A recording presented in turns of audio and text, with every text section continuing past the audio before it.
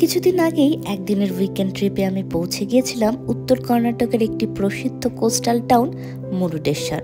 আমার বাস মুরুডেশ্বর পৌঁছানোর কথা ছিল সকাল 4টা নাগাদ। তাই যাওয়ার আগে আমি বেশ কিছু হোটেলে কল করে এটা কনফার্ম করতে চেয়েছিলাম যে সকাল 4টা নাগাদ চেক ইন পসিবল কিনা। সবার একটাই কথা ছিল, এত সকালে চেক ইন করতে গেলে তো অ্যাটলিস্ট 2 দিনের জন্য আমাকে হোটেল রুম বুক করতেই হবে। কিন্তু আমার প্ল্যানিং ছিল আমি সেদিন সকালে যাব, সারাদিন ঘুরে টুরে আবার রাতের বাসে ফিরে আসব।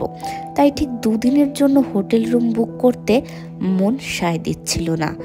অবশেষে মন্দিরের খুব কাছে 100 মিটার ডিস্টেন্সের মধ্যেই আমি পেয়ে যাই এই সুন্দর হোটেলটি, যার নাম ছিল হোটেল রিট্রিট, এবং এই রুমের ভাড়া ছিল 1500 টাকা। এটি একটি নন এসি রুম এবং এখানে এসি রুমের ভাড়া ছিল 2000 টাকা।